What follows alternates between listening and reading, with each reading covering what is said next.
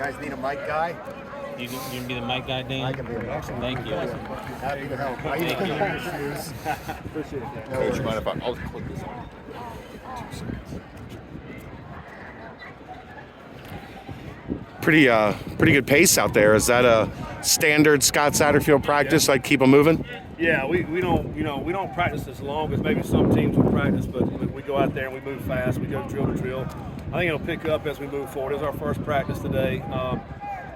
Having said that, I did thought that by the end of it, dragging a little bit, didn't like the tempo as much at the end, but yeah, it's a fast-paced practice. I thought, number one, the guys came out with great energy today and very attentive and was eager to get out. And, we got to continue to have that each and every day.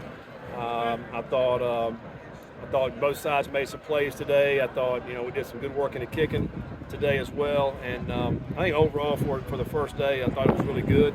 And I think we're still learning a lot, though. Our guys are, trying to figure out where to line up, understanding their assignment, but I thought the effort was there, and that was the main thing. You mentioned the kicking, Mason Fletcher. That's it's a nice weapon to walk into, isn't it? Yeah, he's a tremendous human being, number one. But yeah, he's got a tremendous leg. He's got great experience. It's good to have that. Hopefully, we don't have to use him this year. That'd be nice. But yeah, it's good to have him there. We got some veterans on the kicking team too. As you think about some of the other positions, some of the guys that have played, like on our punt team, for example, guys that have played a lot of balls. So I think that's certainly a positive. Coach Combs is continuing to run that, so we're picking up kind of where we left off last year. So I think that really helps the guys mentally and learning the kicking piece of it. But yeah, it's good to have Mason out there, and then some of the other key veteran guys that have been around, Briggs and Pace. Some of those guys, that have played some ball. I think it's good to have out there. You mentioned learning a lot. Was the biggest thing that stood out to you today? Well, it was day one install type stuff, so we didn't throw a lot at them. I think, and you don't really know until you go back and watch the film. But I didn't see any glaring, just mistakes where guys, sometimes defensively you don't, cut a guy free, wide open free. I didn't see that. I thought there was, for the most part, I thought the guys were where they were supposed to be. That's good to see. Offensively, it kind of looked like something. Sometimes you go out there on offense and it doesn't even look like anything. And so, I thought we kind of looked like an offense supposed to look like. We popped some good runs out there today.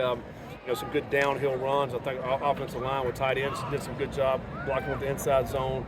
And then I thought D. Wiggins made some plays out at wide receiver. He looked pretty good out there doing some things. So as you go back and watch it, I'm sure there were some plays made in each and every position group that you want to see. You want to be able to see that. It's going to be got great competition at the quarterback room. So Brady didn't get as much in the team aspect, but he got some in one-on-ones and some 7-on-7. But other four quarterbacks got a lot of reps to the team, and so I thought that was good competition. So big excited to go back and watch this film. When you say Brady, is that Lichtenberg Brady is which? or Drogish? I'm sorry, Ben. I got too many B's, too many B quarterbacks. But no, the two Brady's got a lot of reps. Ben's the one that did get the team reps, but I think when we get back from spring break, he'll start getting some of those team reps. But he did get 7-on-7 and one-on-ones.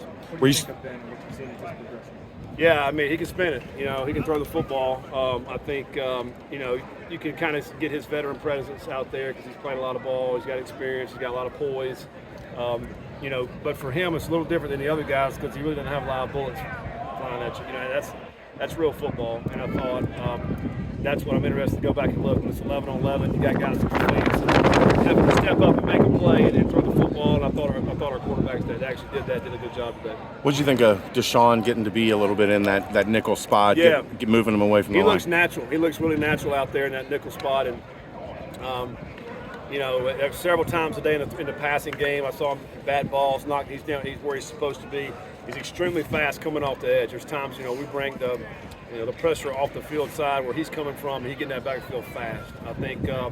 I really think he can excel at that position. I think that'll be a position where he'll make a tremendous amount of plays, and I'm anxious to see that. I hope he feels that way because we see it.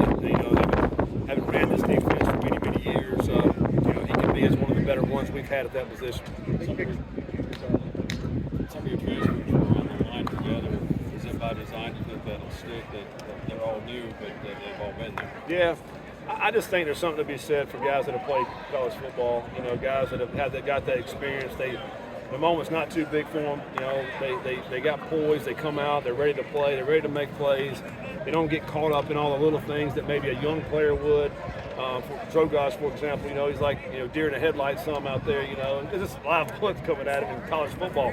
But I thought he did good. But that's the difference. I think that poise that you have, that's where I think the guys that have played football, they give you that great asset of experience. What's your first in terms of spring ball? What do you, at the end of spring Yeah. ball, end of the spring game, what do you want to be able to look back and say that we accomplished, or where do you want to be that you're not?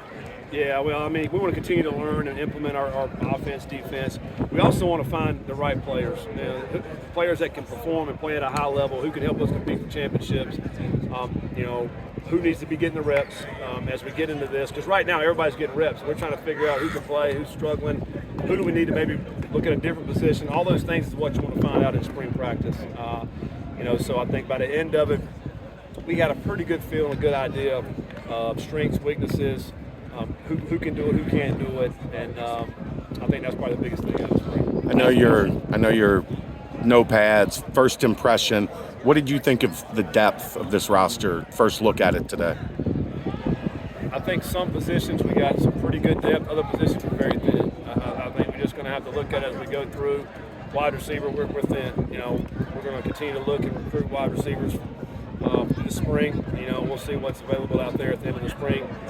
We have to add the numbers in that room. You know, I think.